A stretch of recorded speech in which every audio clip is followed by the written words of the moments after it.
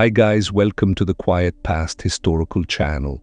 Tonight you're stepping into another world, not a world of battles or proclamations, not a world of kings making speeches or generals commanding armies. No, tonight you're stepping into something much quieter than that.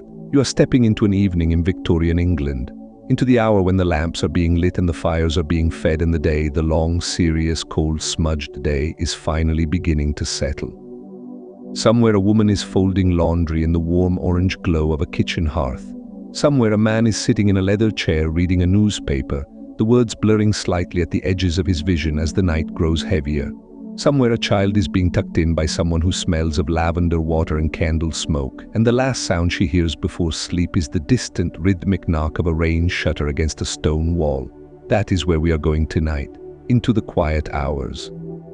Into the details that most history books skip past, into Victorian nights. Before we go any further, if you enjoy this kind of slow, detailed historical storytelling, the kind that asks you to do nothing more than settle in and listen, then consider subscribing to this channel.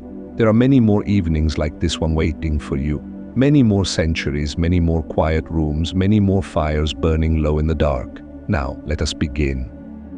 The last hour of daylight, there is a particular quality to the light in a Victorian English city at the end of a working day in, say, the year 1878. It is not the clean golden light of a countryside afternoon. It is something softer and more complicated than that. By 5 o'clock in November, the sun has already given up on London. It has slipped behind the low grey press of cloud that sits permanently over the Thames Valley from October to March. And what remains is not really light at all. It is more like an absence of full darkness, a suspension. The sky above the rooftops holds a deep bruised blue, and against it the chimney stacks of 10,000 households begin their evening work, sending thin columns of cold smoke upward into the cold. Walk the streets at this hour and you are walking through a world in transition. The day has not yet fully released its people. The factories are still shutting down, the grinding and hissing of their machinery fading floor by floor, machine by machine, until the building goes quiet and the workers file out through narrow doorways into the cold street, their breath visible, their boots loud on the cobblestones. The shops on the high street are still open, but barely. A woman in a brown woolen shawl stands in the doorway of a draper's establishment, watching the foot traffic slow. Inside, behind her, the gaslight is already lit, throwing a warm amber glow across bolts of dark cloth, serge merino, heavy twill in shades that Victorians loved, bottle green, deep burgundy, the particular blue-black of good morning fabric. The gas jets hiss very faintly, a sound so constant in a Victorian shop that the workers no longer noticed it. It was simply the breath of the building. Down the street, the bakery has sold its last loaf for the day, but the warmth from its ovens is still radiating outward through the wooden shutters, and if you stand close enough you can feel it on your face, a gift of residual heat from bread baked 12 hours ago. The public houses are beginning to fill, not boisterously yet. That comes later, around 8 or 9 o'clock. Right now the men who have arrived are the quiet ones, the ones who come for warmth and a few minutes of stillness before going home. They hold their glasses with both hands, the way you hold something you don't want to let go of, and they say very little to each other. The barman wipes the counter in long, slow strokes. It is worth pausing here for a moment to consider what these men have spent the day doing, because the evening, the particular shape and texture of a Victorian evening, cannot be understood without the day that preceded it. For a significant portion of the Victorian working population, the day was long in a way that is genuinely difficult to imagine from the vantage point of the present. In the 1870s and 1880s, a factory worker in a textile mill in Manchester or Leeds might work 10 to 12 hours a day, 6 days a week. The hours varied depending on legislation. The Factory Acts of the mid-century had done something to limit the most extreme abuses, particularly for women and children. But for adult men, the working day was long and the work was physical, and the cumulative exhaustion at the end of a week was a real bodily thing. It sat in the shoulders, it sat behind the eyes, it lived in the feet, which by Friday evening were simply done with the entire project of standing. And so the evening for these men and women was not something they planned so much as something they fell into. The routine of the evening was a thing that happened around them while they rested. It was the children being fed and put to bed. It was the fire being built up or left to die down, depending on the household budget. It was the mending that needed to be done, the boots that needed to be cleaned for the morning, the small organizational tasks of a household that never quite finished themselves. But first, the walk home. Let us follow one particular person, not a famous person, not a person whose name appears in any history book. Let us call him Thomas. Thomas works in a print shop on Aldersgate Street in the city of London. He is 34 years old. He sets type. He has been doing it since he was 14, and his fingers have a particular kind of dexterity from years of handling small metal letters, picking them out of their cases and sliding them into composing sticks with a speed and accuracy that he no longer has to think about. His hands know the work. The rest of him can, to some degree, be elsewhere. Thomas finishes at 6 o'clock on a Tuesday in October of 1876. He puts on his coat, a wool overcoat, slightly worn at the elbows, bought second-hand from a clothes dealer in Petticoat Lane 3 years ago and still serviceable, and he joins the stream of people leaving the building. The street outside is, in the parlance of the time, busy. This is not the frenetic busyness of the mid-morning rush, but the particular busyness of the evening dispersal, when everyone is moving in roughly the same direction, outward from the center, away from their places of work and toward whatever arrangements constitute their private lives. Thomas lives in Islington, about 2 miles north of the print shop. On a fine evening he walks it. On a wet evening, which this is, a fine persistent drizzle that is not quite rain but accomplishes much the same effect, he considers the omnibus and usually decides against it. The omnibus fare is 2d, and 2d is not nothing when you are making 18 shillings a week and supporting a wife and 2 children, so he walks. He turns up the collar of his overcoat and he walks, head slightly down against the drizzle, following routes he knows so well he barely has to look up. Past the church of St. Bartholomew the Great, whose old stone walls are darkening with the moisture. Along Barbican, where the gas lamps have just been lit by the lamplighter, who moves ahead of him up the street with his long pole, touching the flame to each lamp in turn so that the street blooms softly behind him, lamp by lamp, a slow-moving wave of light in the October dark. Past the houses on Goswell Road, where the parlour windows glow amber and gold with lamp and firelight. He doesn't look at these windows the way a lonely person might, with longing. He looks at them the way a man looks at something familiar and expected. That is simply what houses look like in the evening. That is simply what home looks like from the outside when you are almost there. By the time he turns into his own street, a terrace of mid-Victorian houses, 2 stories, brick, a small front garden that in the summer has enough room for a few pots of geraniums, the drizzle has eased. He can hear the sound of his own footsteps very clearly on the wet stone pavement. The street is quiet. Most people are inside already. He opens the gate. He opens the front door, which is not locked because his wife Agnes is home. The door opens directly into a narrow hallway, and the first thing that reaches him is warmth. The second thing is the smell of the house, cold smoke and something being cooked, boiled mutton he thinks, and the underlying smell of the house itself, which is the smell of their particular family's existence, wool and soap and the faint lavender that Agnes keeps in a small bag in the linen closet. "That you?" Agnes calls from the kitchen. "It's me," says Thomas, and the evening begins. The domestic interior of a Victorian working-class home is, from a 21st century perspective, a study in efficient smallness.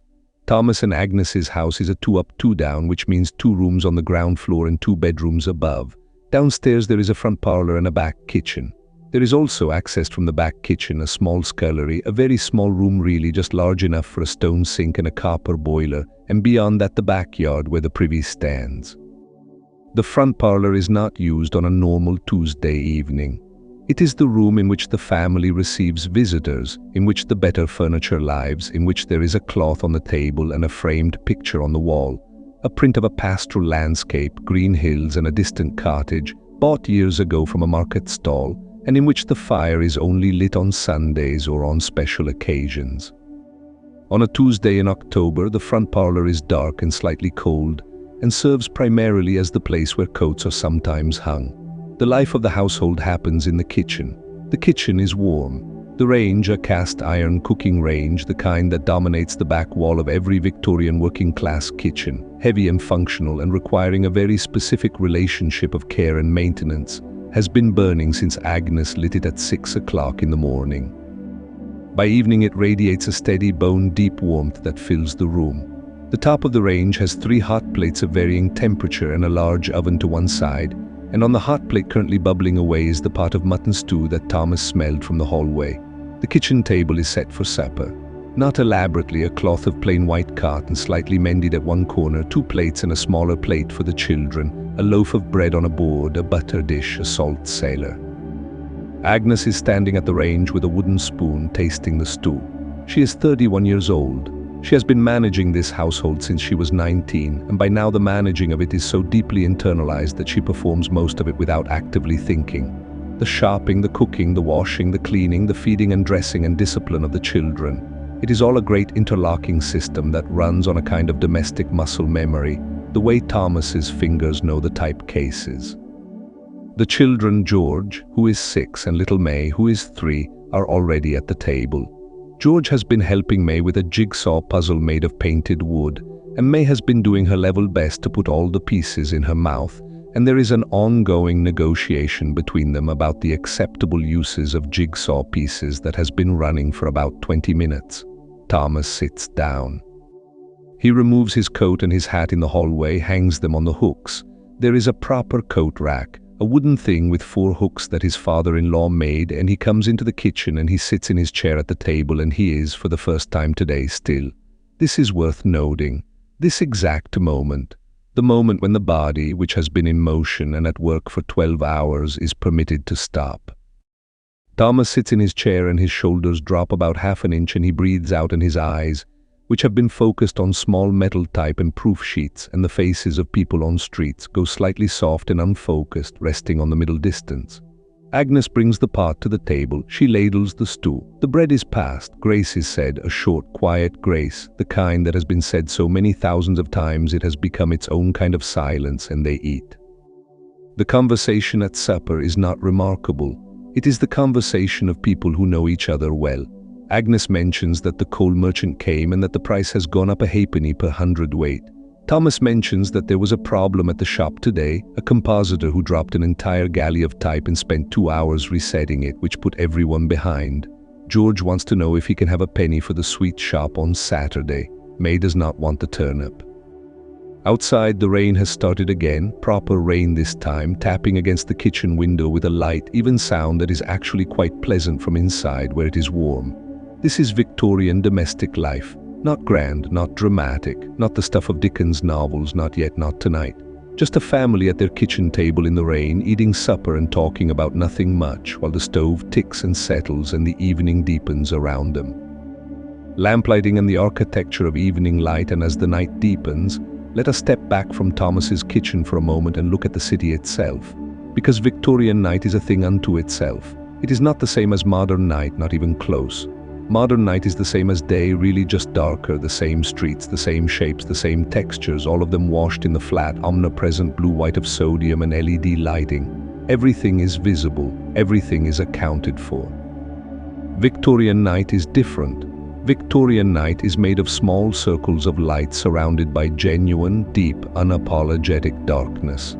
The gas lamp, which by the 1870s had become ubiquitous in the streets of London and the larger provincial cities, did not light a street, not in the way we would understand lighting a street. A gas lamp lit itself. It lit a sphere of warm amber, perhaps 10 or 15 feet in diameter around its post, and beyond that sphere the darkness resumed, more or less unchanged. The distance between lamp posts, which was typically 50 to 80 feet in a well-maintained street, and considerably more in a poorer one, was in practice a passage through a genuine gradient from light to near dark and back to light again. To walk a gaslit Victorian street at night was to move in and out of pools of warmth and shadow in a rhythm that, once you were used to it, became almost meditative. Step into the light. The wet cobblestones glitter briefly around you. The faces of passing pedestrians are visible, their breath steaming slightly in the cold. Step out of the light. The shapes of things become silhouettes. The sounds become more important than the sights. The footsteps of the person walking ahead of you, the distant rattle of a cab on a side street, the muffled sound of music from a pub 3 doors down.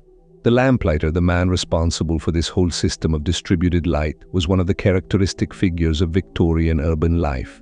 His job, which required walking a regular route twice daily, once to light the lamps at dusk and once to extinguish them at dawn, put him in a peculiar relationship with the city. He was one of the few people who moved through the city at its liminal hours, the hours that belonged to neither day nor night.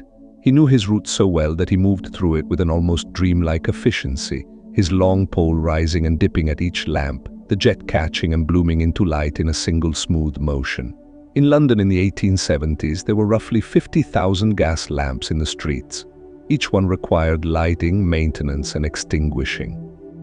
It was a considerable enterprise, employing thousands of men organized into districts and routes, each lamplighter responsible for a set number of lamps per shift.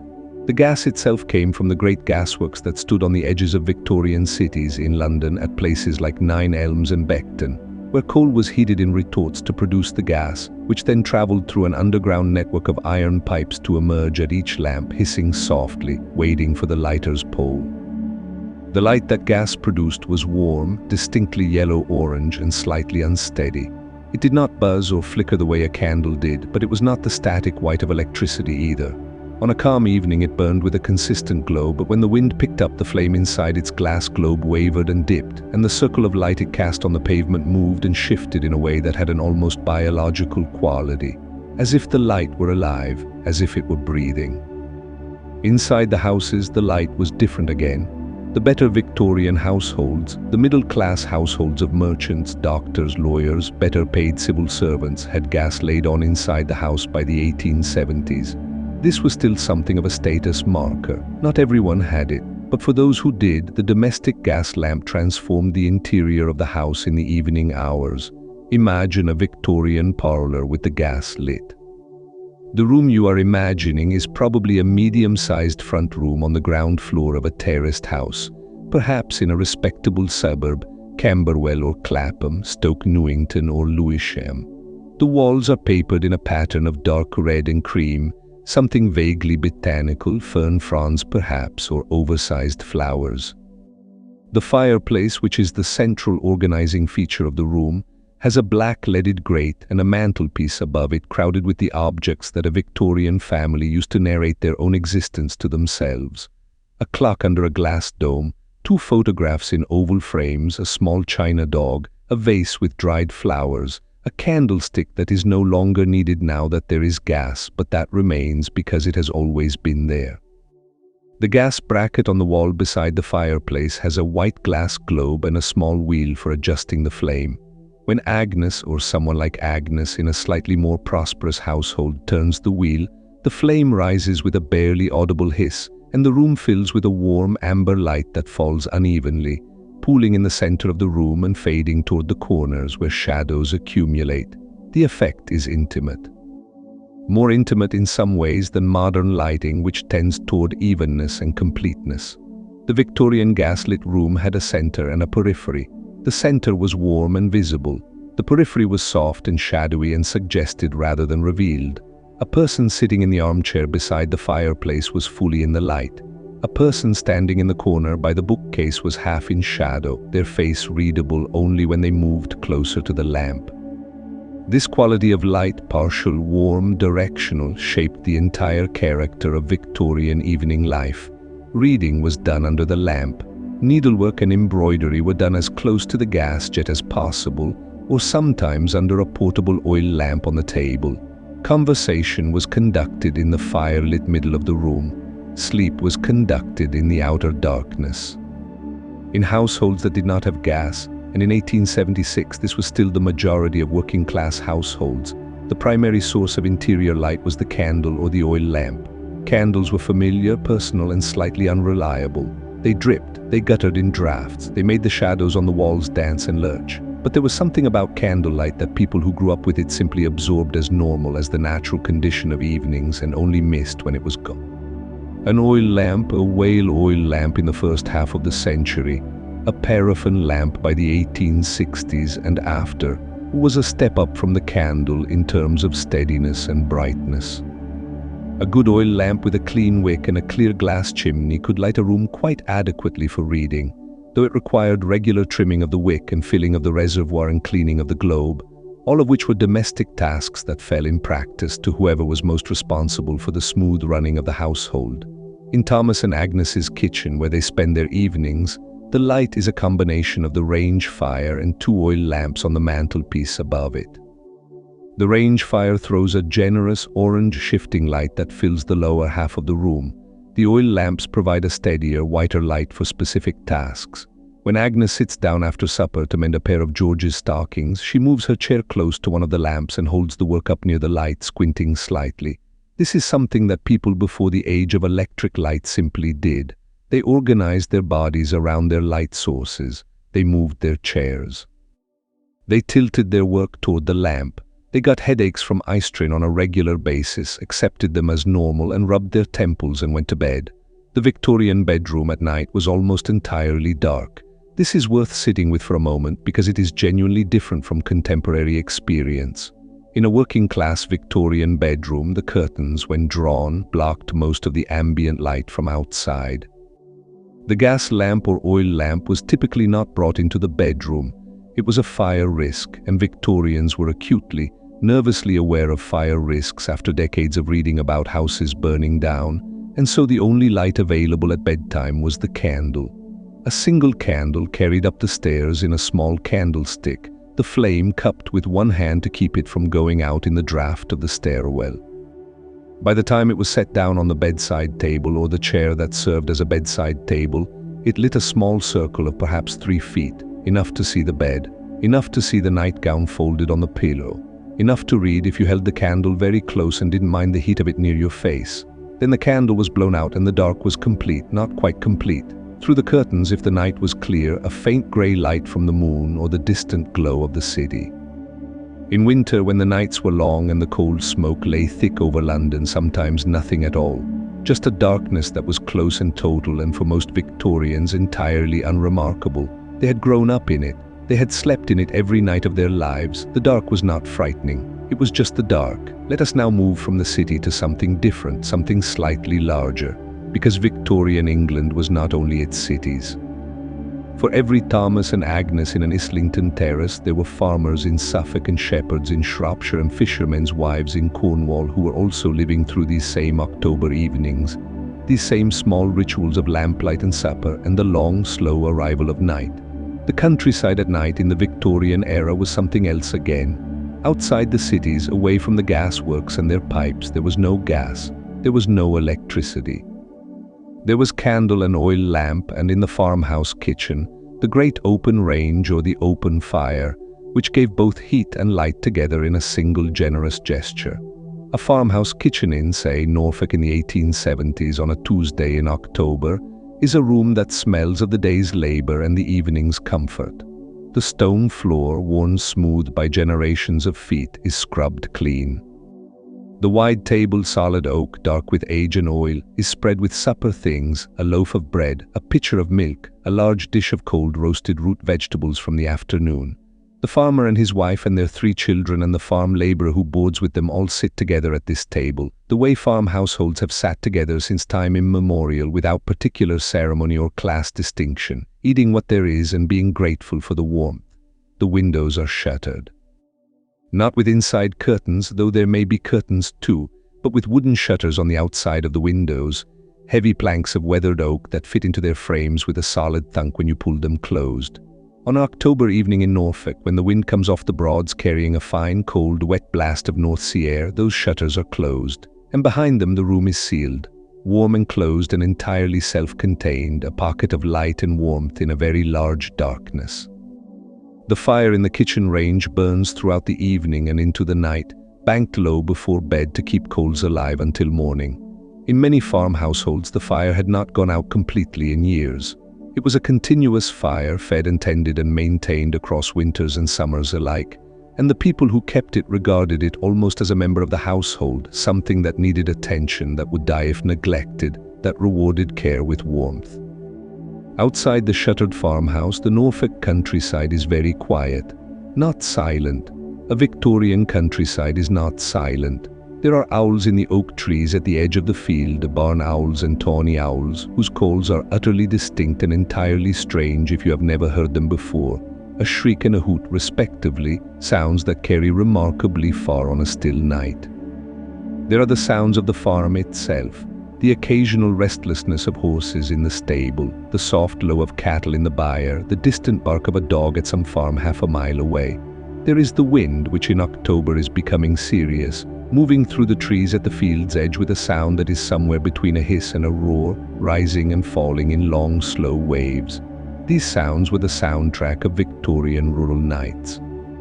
They were as familiar as the sound of traffic is to a modern city dweller, heard, absorbed, interpreted without conscious effort. The farmer's wife, putting the children to bed in the upstairs room, hears the wind strengthen against the shutters and knows from it that tomorrow will be cold and possibly wet, and the lower field will need to be checked for drainage. This is not meteorological calculation.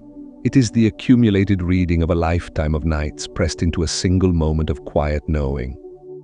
The middle-class evening at home, and as the night deepens, let us move now to a different kind of household. A larger house on a wider street in a quieter part of the city. There is a particular tier of Victorian domestic life, the middle-class professional household, that has been written about more extensively than almost any other, partly because the people who lived in it tended to leave behind more records, more letters, more diaries, more of the documentary residue that historians work with. And partly because this was the Victorian household that Victorian culture itself was most interested in, the household that all the advice books and household management manuals and women's magazines of the era were aimed at, the household whose values and routines and self-presentation the Victorians used to define what it meant to be respectable, civilized, properly English. Let us visit one. The house is on a street in Kensington in West London. It is a house that a man called Edward, a solicitor in his early 40s, has rented for 14 years. It is 4 stories tall, plus a basement, built of the yellowish London stock brick that gives so many Victorian houses their particular not quite warm appearance. There is a black painted iron railing at the front, a short flight of stone steps to the front door, and a second, slightly inferior flight of stairs descending to the basement entrance, which is the servants' entrance. Edward and his wife Clara have 2 servants, a cook housekeeper named Mrs. Patterson, who is 53 and who has been with them for 8 years, and a parlour maid named Ellen, who is 19 and who has been with them for 14 months. There are also 3 children, Henry, who is 15 and away at school most of the year, Louisa, who is 12, and baby James, who is not really a baby anymore at 4 but is still called that. It is 7 o'clock on a Thursday evening in February of 1881. In the drawing room on the first floor, Clara is sitting by the fire reading. This is the room in which the family spends its evenings, not the front parlour downstairs, which is used for formal receiving only, but the drawing room, which is the warm, comfortable, inhabited heart of the house. It is a room of considerable beauty by the standards of its time and social position. The walls papered in a William Morris design, willow leaf green and cream, recently applied and still faintly smelling of paste. The furniture is solid and dark, mahogany and walnut, arranged with the slightly crowded fullness that Victorians preferred. A sofa, 2 armchairs, a writing desk in one corner, a piano against the wall, a small table with a vase of forced daffodils that Clara bought from a flower seller in Kensington High Street this morning. The fire burns steadily in its grate, the fireplace surrounded by a tiled surround of peacock blue and white, and above the mantelpiece a mirror in a gilded frame reflects the room back at itself in a slightly flattering way, the firelight moving warmly across the wallpaper. Clara is reading a novel, George Eliot's Middlemarch, which was published in 1871-72 and which Clara is reading for the second time. She holds the book in her lap and reads with a quality of attention that is not quite the same as full concentration. She is aware of the sounds of the house around her, the distant clatter from the kitchen below where Mrs. Patterson is clearing away the supper things, the sound of Louisa practicing scales on the piano upstairs in the schoolroom, the occasional footstep in the corridor that she identifies automatically without looking up as Ellen carrying something somewhere. Edward is at his desk in the study on the ground floor. He has been there since supper, working through a set of documents for a case that is coming up next week in the Chancery Division. His study is a room that smells of leather and dust, and the particular smell of legal documents, a slightly papery official smell that clings to everything in it. The lamp on his desk is a good oil lamp with a green glass shade, and its light falls directly onto the papers in front of him, leaving the rest of the room in a comfortable darkness. He works with a focused, methodical patience, making notes in the margins in a small, precise hand. He has been doing this for 20 years, and his relationship with legal documents is entirely without drama. It is simply the work, ongoing and familiar, like the work of a very particular kind of craftsman. Downstairs in the kitchen, Mrs. Patterson is finishing the washing up. The scullery maid, there was one last year, but they let her go, is gone now, and the washing up has devolved to Mrs. Patterson herself, which she does not mind on most evenings because it gives her time to think. She washes each plate carefully, rinses it under the cold tap, stacks it in the wooden rack to drain. The kitchen is large by working-class standards and equipped with things that would have seemed extraordinary to a kitchen of 20 years earlier. A range with a closed top and a regulated oven, a proper cold larder in the wall with a mesh-covered opening to the outside air, a dresser along one wall hung with the family's everyday china, blue and white, a pattern of Chinese willows. Ellen, the parlour maid, has already finished laying the breakfast things for tomorrow, a task that is always done the night before in a well-run Victorian household, and is now in her small room at the top of the house, sitting on her bed with her shoes off, writing a letter to her mother in Hampshire by the light of a single candle. Louisa, upstairs in the schoolroom, has finished her scales and is now sitting at the table supposedly finishing an essay for her governess, who comes on Tuesdays and Thursdays. The essay is about the rivers of England. Louisa has written about 4 of them and is considering whether the remaining 3 are worth the effort on a Thursday evening when the fire in the schoolroom has died down to a low murmur and it is getting cold. She pulls her shawl tighter around her shoulders and decides that the rivers of England can wait until morning. Little James is already asleep. He has been asleep since 7:30 when his nurse, Mrs. Patterson's niece, who comes in every evening for 2 hours, tucked him in with a hot water bottle at his feet and read him 2 pages of a book about a rabbit before he went under. This is the household at 8 o'clock on a Thursday in February. Not one extraordinary thing is happening in any part of it. Everyone is doing something that they do on most evenings in more or less the same way. The fire is burning, the lamps are lit. The rain, which has been falling since mid-afternoon, taps at the windows with a quiet, even persistence. If you were to move through this house at this hour, moving from room to room the way a warm draft might, unhurried following the heat, you would notice certain things. The smell of the drawing room is dominated by the fire, which is burning a mixture of coal and a small piece of apple wood that Clara added earlier in the evening because she likes the smell of burning fruit wood. Behind the fire smell is the smell of the flowers on the table, daffodils, faintly sweet, slightly vegetable, and behind that the deeper smell of the room itself, which is compounded of years of candle smoke, the gas having only been laid on 2 years ago, and the particular smell of clean wool fabric, which is what nearly everything in a Victorian interior is made of.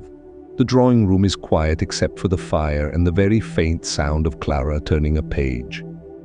On the mantelpiece, the clock, a French mantel clock, gilt brass case, the kind that Victorians bought in enormous quantities from importers, ticks with a clear, even sound that is not loud but is present in every room at a different volume.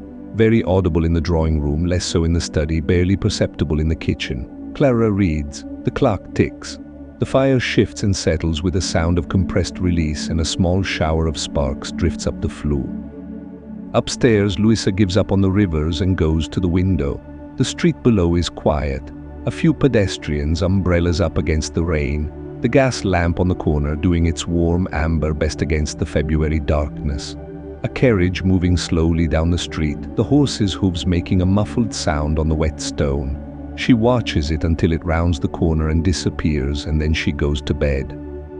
The Victorian middle-class evening had a rhythm to it that was both structured and comfortable, and that rhythm was largely organized by the domestic management of the household, which is to say, largely organized by the women who ran it. Clara's day, which has been considerably different from Agnes's day in Islington, has nevertheless shared with it the fundamental experience of sustained domestic labor. The difference is one of delegation. Where Agnes does everything herself, Clara delegates most of the physical labor to Mrs. Patterson and Ellen and the occasional additional help.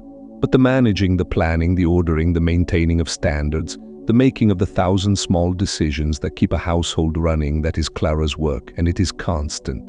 By 7 o'clock in the evening, most of that work is done for the day. The shopping was done in the morning. The menus for tomorrow were planned and discussed with Mrs. Patterson at 11. The children's lessons were overseen, their afternoon walks arranged, the schoolroom inspected and found acceptable. The afternoon calls Clara made to this afternoon to a friend in Prince's Square and to her cousin in Cromwell Road were made and returned.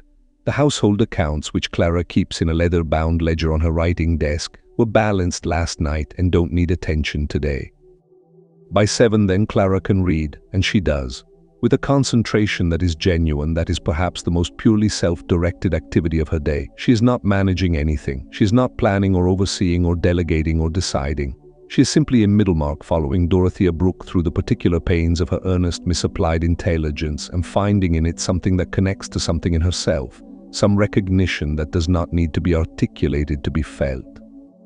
Victorian women of Clara's class read a great deal.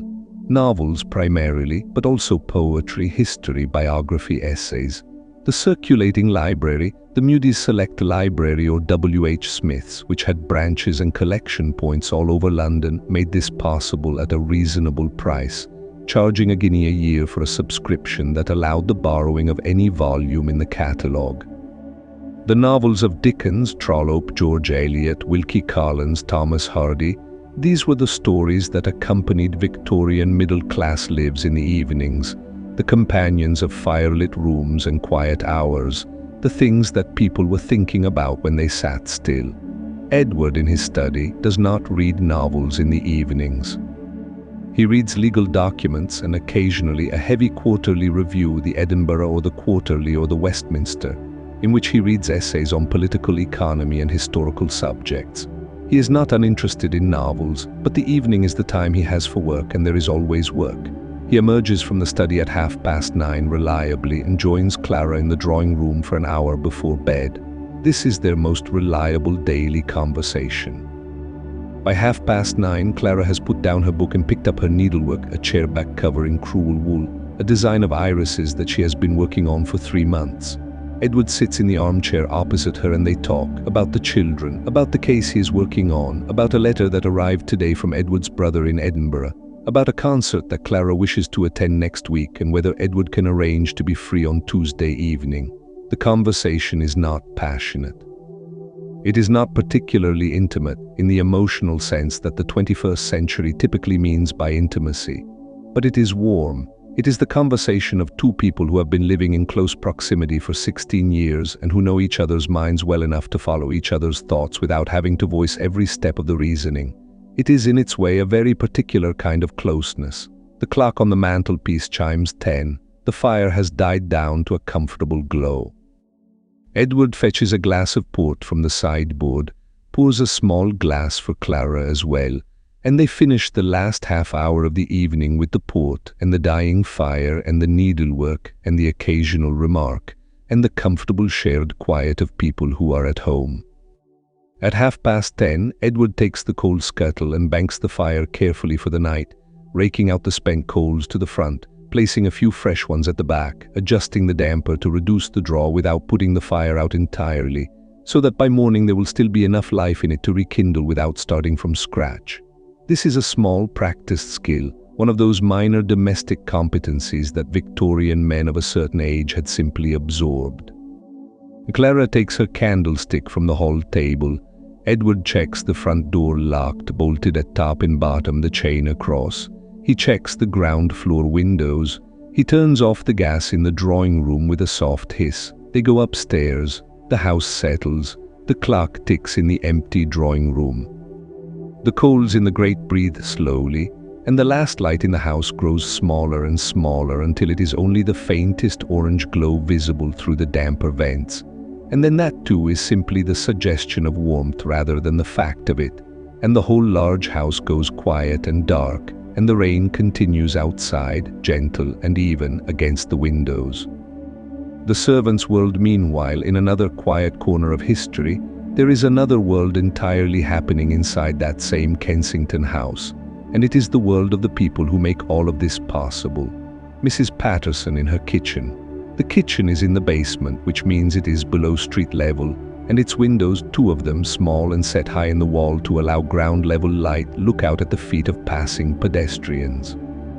When the kitchen is lit and the evening is dark, the light from those windows pushes upward through the iron gratings set into the pavement and creates small rectangles of amber light on the stone slabs of the street above, and anyone who happens to be passing at that moment and looks down will see the warm glow of a kitchen below them and hear, if they listen, the muffled sound of activity from underground. Mrs. Patterson has been in service since she was 13 years old. She is the daughter of a Norfolk farm labourer, and she came to London at 13 to work as a scullery maid in a house in Belgravia, where she spent the next 3 years washing dishes and peeling vegetables and learning, in the way that domestic service taught you things, by proximity and observation and the occasional well-aimed instruction from above. From Belgravia she went to a smaller house in Fulham as a kitchen maid, and from Fulham to Kensington as an undercook, and from there, after the retirement of the previous cook in 1873, to her current position as cook housekeeper, which is the senior domestic post in a household of this size. She earns £28 per year plus her board and lodging, which includes her room at the back of the basement and her food and the coal for her room's small fireplace. By the standards of domestic service at the time, this is a reasonable position. Mrs. Patterson's day begins at 6 o'clock in the morning when she rises and lights the range and begins preparing the household for the day. It ends at approximately 10 o'clock at night when the supper things are done and the kitchen is set for morning. In between those hours she has, technically, half a day off on Thursdays and every other Sunday afternoon. In practice, the Thursday half-day often gets eaten into by household necessity, and Mrs. Patterson accepts this with the equanimity of someone who has long since stopped expecting otherwise. She is not unhappy. This is important to understand because the history of domestic service in the Victorian era is sometimes told entirely through the lens of exploitation and deprivation, and while that lens is not wrong, it is not the whole picture. Mrs. Patterson's life has structure and routine and purpose. She is very good at her job, which she knows, and the knowledge of being very good at something is its own kind of satisfaction. She has her kitchen, which she keeps immaculate. She has her reference book, a copy of Isabella Beeton's Book of Household Management, given to her by a previous employer and annotated in the margins in her own careful hand with notes on variations and substitutions, and the particular preferences of various households she has worked in. She has her Thursday afternoons, which she spends with her sister who lives in Pimlico. She does not have a husband or children. She had once a particular understanding with a man who worked at a provision merchant's on the Fulham Road, a quiet, careful man who was good to her. But the understanding came to nothing, which she attributed to several causes, none of which she ever completely articulated to herself, and she had not pursued anything similar since. What she has instead is this: her kitchen, her competence, the small but genuine respect of the household she serves, and her own inner life, which is larger and more reflective than anyone in the house above her would necessarily guess. Tonight, after the washing up is done, Mrs. Patterson sits at the kitchen table with a cup of tea and reads. She is reading a novel, one of the penny-part publications that were sold at bookstalls, a story of domestic life and romantic complication, not particularly literary but engaging, and she reads it with the same focused pleasure that Clara reads Middlemarch upstairs, which is to say, as a form of legitimate escape. Her room is down the corridor from the kitchen next to the coal cellar. It is small, just large enough for a single bed, a washstand, a narrow wardrobe, and the small upholstered chair she bought second-hand from a dealer in the Portobello Road. The small fireplace in the corner is not usually lit in the evenings because coal is expensive even in a household that uses a great deal of it, but in February she makes an exception, and the small fire she has built throws enough heat to make the room something approaching comfortable. On the shelf above the fireplace, a framed photograph of her mother who died 6 years ago in Norfolk, a small china figurine of a dog, a Bible well-worn given to her at her confirmation when she was 12, 2 more volumes of the penny publication she is reading, waiting their turn. This room, this modest collection of objects, this small fire, this is Mrs. Patterson's private world, the space that belongs entirely to her in a life that is otherwise almost entirely organized around the needs of other people. She drinks her tea, she reads her novel. The small fire settles and pops. Somewhere above her, through the ceiling, the muffled ticking of the drawing room clock can be faintly heard if she is very still. She is usually asleep by 11. Ellen, the parlor maid, is also in her room. Ellen's room is at the top of the house in the attic, which in a Kensington terraced house means a low-ceilinged space under the slope of the roof with a small sash window that looks out over the rear of the property, over the back gardens of the row, over the garden walls and the mews behind, with a distant view on a clear day of the trees in Hyde Park. Tonight the window shows only the rain on the glass and the orange glow of the mews lamp. Ellen is writing to her mother. She writes once a week every Thursday and has done so since she came to London at 17. Her letters are careful and thorough. She was well taught at the village school and describe in measured and not too worrying detail the progress of her life in service. She writes about Mrs. Patterson, who she respects and slightly fears. She writes about the household and the children and occasional small incidents that she judges as suitably interesting. A dinner party last month when 12 guests came, and she carried 27 separate plates of food in the space of 2 hours. A morning when little James somehow got into the kitchen and ate an uncooked egg. She does not write about everything. She doesn't write about the evenings when she is so tired that climbing the 4 flights of stairs to her room is a genuine effort of will. She doesn't write about the Sunday afternoons when she sits in Hyde Park and watches the nurses pushing perambulators and wishes in a formless way that she had something different, something her own, though she cannot quite say what that would be. She writes, "I am quite well and the family are kind. I have a cold that is better now. Mrs. Patterson made a very fine apple charlotte for Sunday dinner. London has been very cold, but I am warm enough." She folds the letter, addresses the envelope in her careful hand, and sets it on the washstand to be posted tomorrow morning. She blows out her candle. In the absolute dark of the attic room, with the rain on the window and the distant city going on below, she lies in her narrow bed and listens to nothing in particular and is asleep in perhaps 10 minutes. The life of domestic servants in Victorian England is one of the most extensively documented and simultaneously most easily overlooked aspects of the period. At the peak of the Victorian domestic service economy in the 1880s and 1890s, there were approximately 1.5 million people employed as domestic servants in England and Wales, more than any other single occupation, including factory work. These were mostly women, mostly young, mostly from working class or rural backgrounds. They lived inside the households they served, which created a paradox that the Victorians found simultaneously useful and slightly uncomfortable. Domestic servants were physically present at the most intimate moments of family life, and yet were required to behave as if they were not. They saw everything.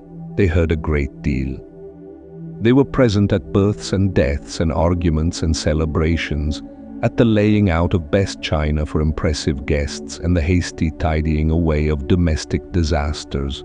And they were expected to maintain, through all of this, a kind of professional invisibility.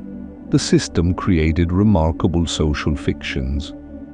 A family like Edward and Clara's would speak freely in front of a servant, not because they trusted the servant, it was not really a matter of trust, but because the servant was understood to be, in some important sense, not quite there in the way that a social equal would be. The servant was a function, not an audience. This is how the Victorians thought about it when they thought about it at all. The servants, for their part, were not invisible to themselves. They had their own hierarchies, their own codes, their own relationships, their own ambitions and disappointments and small joys. In larger households, grand country houses, London mansions with 8 or 12 or 20 servants, the below-stairs world was a complete social system in miniature, with its own precedences and ranks, its own dining room, the servants' hall where they ate in a specific order, with the butler and housekeeper at the top of the table and the lowliest scullery maid at the bottom. In a smaller household like Edward and Clara's, with only Mrs. Patterson and Ellen, the dynamics were less ceremonious but still present. There was a clear seniority. Mrs. Patterson was in charge, Ellen was subordinate, but there was also in the small kitchen of an ordinary evening a kind of companionship that was different from the formal relations of the grander houses. They ate together at the kitchen table. They spoke in the evenings with something approaching ease. Mrs. Patterson occasionally told Ellen about her earlier years in service, the things she had seen in grander households, the minor dramas and kindnesses and cruelties of a life spent in other people's houses. Ellen listened and learned and filed it away. There is something else to say about Victorian nights and the people who worked in them, and it requires us to step even further outside the comfortable domestic interior, because not everyone spent Victorian nights inside. The streets of Victorian London were at night inhabited by a population that the comfortable and the respectable preferred not to think about too carefully. On the Strand and along the embankment, on the bridges over the Thames, in the alleys behind the main streets of Whitechapel and Southwark and Bermondsey, there were people for whom the night meant something entirely different. People who had no rooms to go home to, or whose rooms were too cold or too crowded to be meaningfully better than the street. People who worked through the night, the watermen on the Thames, the night soil men who came in the small hours to empty the privy pits that still existed in the poorer parts of the city, the street sweepers who cleared the worst of the day's horse dung and mud from the major thoroughfares before the morning traffic resumed. There were women who walked the streets at night for economic reasons that the Victorians discussed extensively in their public discourse and did very little about. There were men who slept under the arches of railway bridges, wrapped in whatever they had, the sound of trains passing overhead every hour like an announcement of a world that was moving while they were still. There were the common lodging houses, casual accommodation at twopence or threepence a night, where you could sleep in a bed or sometimes on a bench in a room with a dozen or 20 other people, in conditions that were warm but that offered very little of what we would call privacy or comfort. In the 1880s, there were perhaps 27,000 registered beds in common lodging houses in London, an unknown additional number in unregistered ones. The Victorians had a lot to say about all of this. They produced an enormous amount of writing about poverty and homelessness and vice and the conditions of the urban poor, ranging from the reformist journalism of men like Henry Mayhew, whose London Labour and the London Poor documented the lives of street workers and the destitute in extraordinary detail, to the sensationalist press, which described the East End of London as a place of darkness and moral horror. But what we are interested in tonight is not the horror of it. What we are interested in is how the night felt. To a man sleeping under the railway arch at London Bridge in October 1876, the night was first and most immediately cold. A cold that came up from the stone ground and came down from the open air above and pressed in from all sides and sat in the chest and the feet and the hands with a heaviness that sleep, when it came, could only partially displace. But it came. Sleep came because it comes to people who need it sufficiently, regardless of conditions. And in sleep the cold receded slightly, and the sound of the trains overhead became in some way part of the background, and the man who had perhaps been hungry since yesterday and whose shoes needed resoling and whose future was, by most reasonable measures, uncertain, that man slept. And the sleep was the same sleep, fundamentally, as the sleep happening at this moment in a Kensington bedroom and in a Norfolk farmhouse and in a print shop worker's terrace in Islington. The same dark, the same quiet, the same slow undoing of the day's tensions as the body relaxed into rest. The Victorian night was full of this kind of simultaneous sleeping, all across the city, all across the country, people of every degree of comfort and discomfort losing their separate daytime selves into the same general pool of unconsciousness, from which they would all in some hours emerge again to resume their separate and very unequal lives. The great houses after dark, and as the night deepens further, let us travel now to a different place entirely. Let us go where the money is, or rather, where the money has always been, to the great houses of England. Not London houses, not this time. Let us go to the country.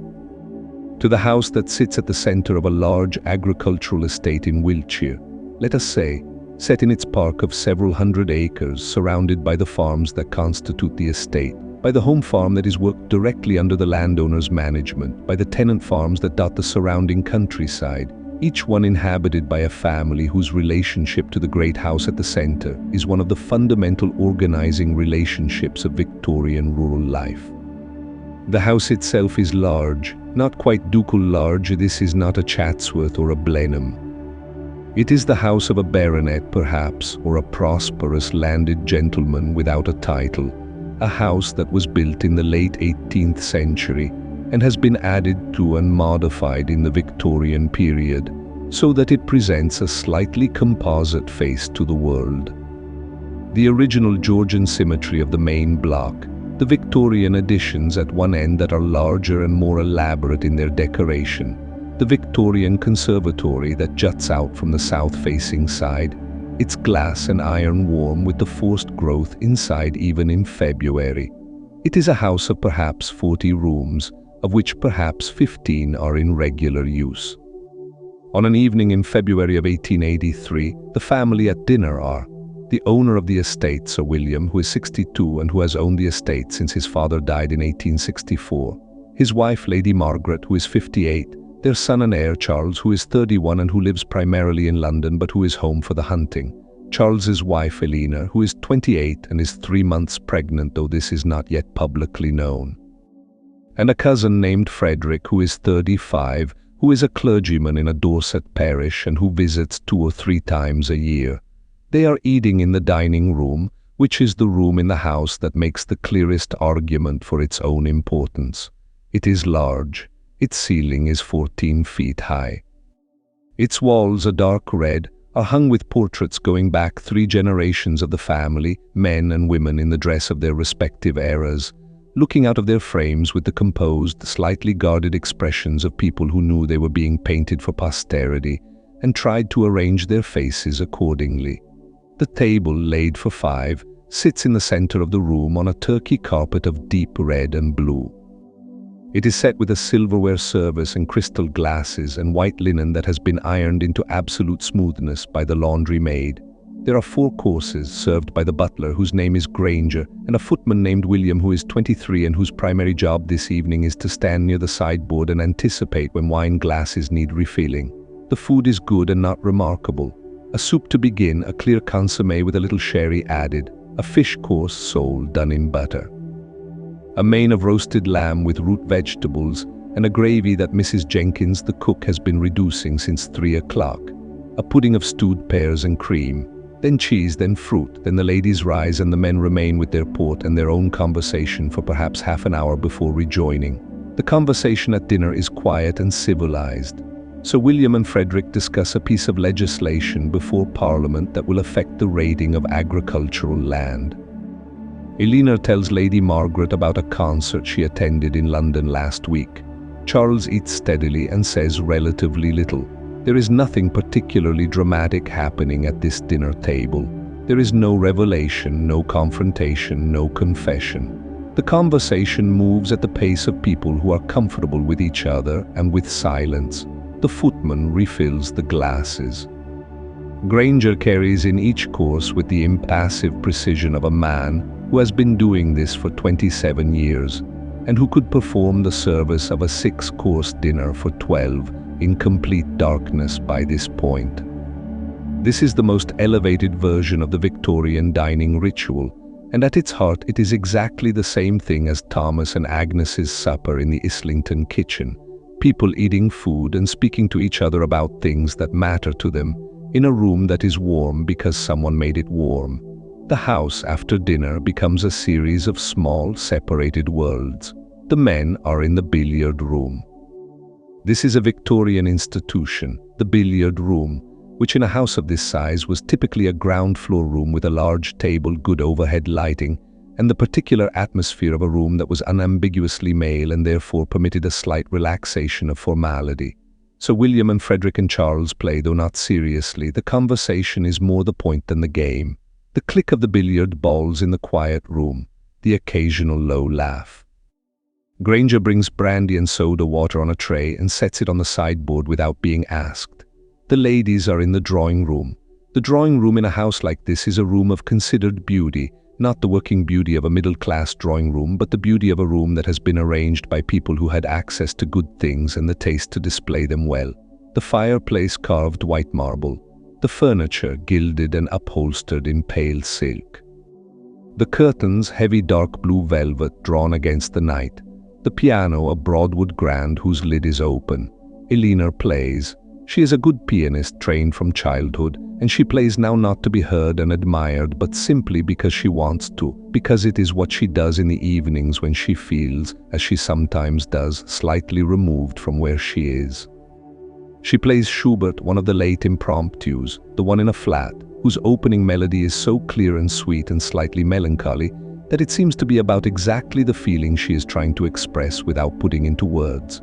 Lady Margaret listens from her chair by the fire, her embroidery in her lap, not looking at Elena but hearing her, nodding very slightly, as if the music is confirming something she already knew. The great house at night has a particular quality that smaller houses don't have. It has silence in unusual quantities. Because the house is so large, and because at night the family's presence contracts to a few inhabited rooms, the vast majority of the house's 40 rooms are dark and still. The corridors, whose floors are of polished wood and whose walls are hung with paintings and tapestries and the occasional piece of armor, are entirely empty. The unlit rooms, the library, the morning room, the green bedroom at the end of the east corridor are all in complete darkness, their furniture shrouded in its own shadows. Walking those corridors at night is an experience that the Victorian inhabitants of such houses described sometimes as slightly uncanny, not frightening exactly, but aware-making. The awareness that the house continues, vast and dark, in all directions around the small circle of candlelight you are carrying, that there are rooms behind you and rooms ahead and rooms above and below, all of them empty and dark, all of them waiting. There is a metaphor here that the Victorians themselves were aware of in a culture that produced an enormous amount of ghost stories and Gothic fiction. The great house at night, with its portraits and its corridors and its locked rooms, its accumulated generations of family history, its sense of continued presences, this was the raw material of Victorian supernatural imagination. Not the supernatural of demons and horrors, but the supernatural of the past pressing through into the present, of the dead remaining present in the places they had loved. Granger, the butler, lives this every night. His room is at the back of the house near the wine cellar, and his route from the dining room to his room takes him through the main hall, along the east corridor, past the locked door of the late Sir Robert's study. Sir Robert was Sir William's father, who died 19 years ago and whose study has never been cleared or reassigned, and down a back staircase to the servants' wing. He has been making this walk for 27 years. He no longer thinks about the darkness or the portraits or the locked door. He walks with a candle quickly, out of habit rather than hurry. But once, about 15 years ago, he stopped in the east corridor for no reason he could identify and stood very still for perhaps a minute. And the house around him was so quiet, and the candlelight so small and the darkness so complete that he felt, for the only time in his long life in this house, the full weight of what a house is. Not walls and floors and furniture, but the accumulated pressure of everything that has ever happened in it. Then he went on. And in the morning it was just the corridor again. The Victorian country house ran on a labour force that was even more extensive than the London establishment. In a large estate like this, there might be, in addition to the indoor staff of 15 to 20 people, an outdoor staff of similar size. The head gardener and his team, the grooms and stable boys, the gamekeeper and his assistants, the keeper of the home farm, the various maintenance workers who kept the fabric of the house and estate in order. These people lived on the estate, most of them. The outdoor staff had cottages in the estate village, where there was also a school and a church and a pub. The indoor servants had their rooms in the servants' wing. On a February evening in 1883, as the family finishes its port and prepares to rejoin the ladies, the servants' wing is going through its own evening routine. In the servants' hall, a large room in the basement of the servants' wing, with a long table and benches and a fire at one end, the indoor servants have had their own supper. They ate earlier than the family and they ate plainer food, but they ate well. The kitchen maid has already cleared the table. The two housemaids have finished their evening duties on the upper floors, turning down the beds, filling the ewers on the washstands with hot water, laying out the night clothes, and are now in the servants' hall with nothing particular to do until they are needed again. One of the housemaids, whose name is Sarah, is 18 years old, and this is her first year in service. She is from a village in Wiltshire, 5 miles from this estate, and she has been in the house since March. In the servants' hall this evening, she is sitting across the table from James, who is the younger footman, and they are playing a card game, a simple game, and talking. The conversation is careful, slightly oblique. There is an attraction between them that neither has yet put into words and both are aware of. The fire in the servants' hall is generous because in an estate household coal is not rationed the way it is in an Islington terrace. The room is warm. The card game progresses slowly. James wins 2 hands and Sarah wins 3, and the conversation moves between the game and the various household gossip of the week. The arrival of the family's guest, Frederick, and his habit of bringing his own tea and asking for it to be made at a precise temperature. The behavior of the coachman's dog, which had somehow got into the kitchen garden and eaten a quantity of parsnips. Sarah laughs at something James says. The sound of it moves briefly through the warm room and then is absorbed into the general quiet of the house. Granger appears in the doorway, dressed for his evening circuit of the house, locking windows, checking the fires, ensuring everything is in order before he retires. He observes the card game with a look that is not quite approval but is not disapproval either, and moves on. At 10 o'clock the great house begins to put itself to bed. The bell from the drawing room summons Granger to remove the coffee things. The sound of Eleanor's piano ceases. The library clock chimes the hour. It is a deep, resonant chime, not the sharp, quick chime of the drawing room clock, and it can be heard from several rooms away. One by one the lights in the upper windows go out. By 11 o'clock, only 2 windows in the main house are still lit. Sir William is in his dressing room, a small book-lined room off the main bedroom, writing in his diary, which he has kept every day for 30 years, in volumes that fill a shelf above his writing table. The entries are short and factual, the weather and the day's principal activities noted with the slightly dry precision of a man who is recording for the record rather than for personal reflection. Though on certain days, the day his father died, the day Charles was born, the day there was a fire in the East Wing in 1871, the entries are longer and more personal and the handwriting slightly less controlled. Tonight's entry will say, cold but dry. Dinner at 8, Freddie looking well.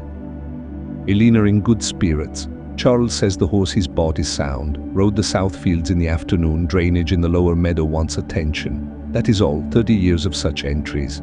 A life rendered in weather and agriculture and family news, with occasional breaks where the life cracked open and showed its interior briefly before closing over again. The last candle goes out at 11:30. The great house in Wiltshire is entirely dark. The park outside is enormous and quiet.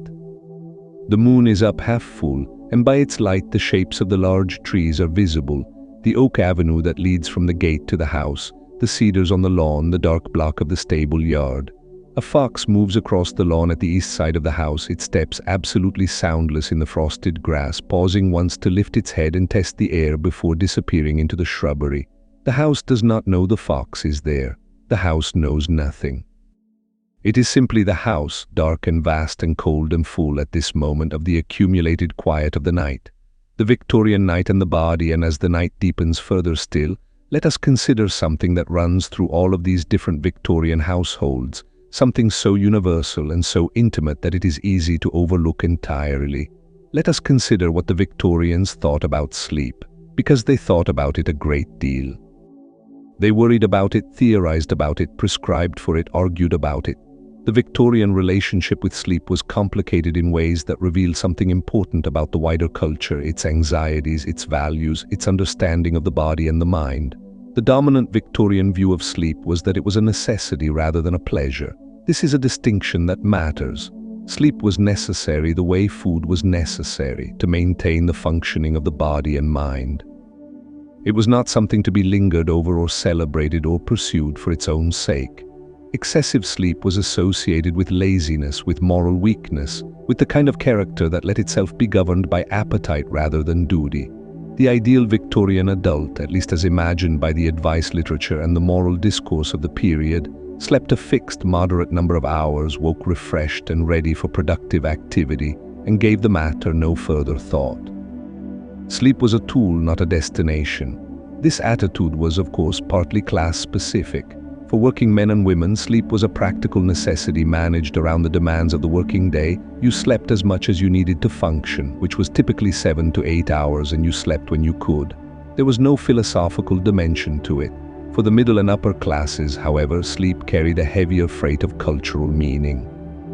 In a culture that valued self-discipline above almost everything else, the management of sleep was one of the sites where that discipline was practiced and demonstrated.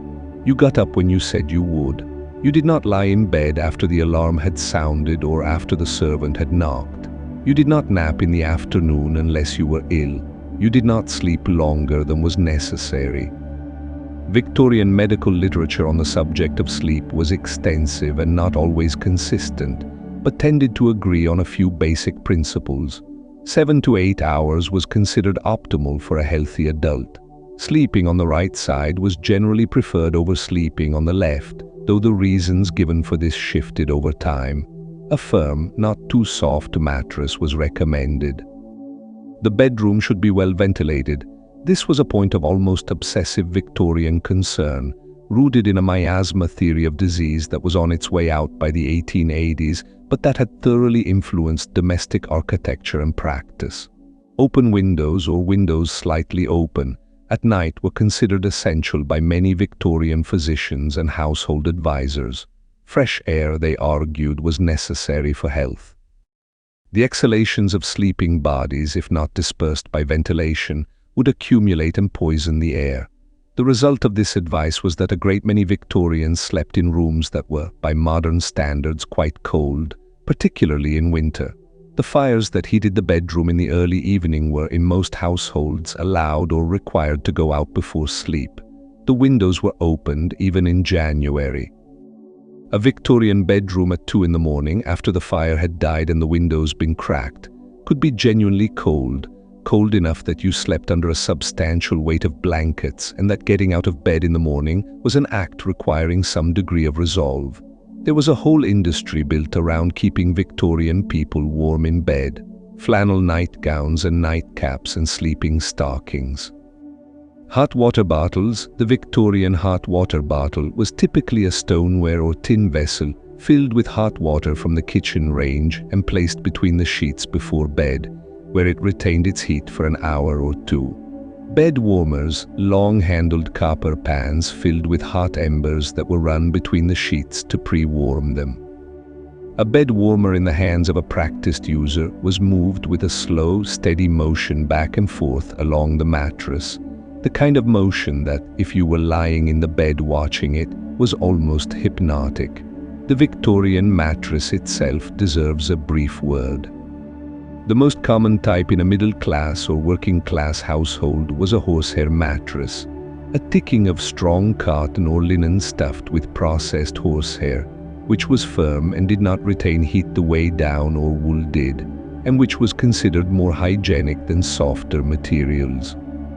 Below the horsehair mattress there was typically a flock mattress, a softer layer of cloth scraps and fiber, and below that the bedstead itself, which in a Victorian working-class household was usually an iron frame with a wire or rope spring base.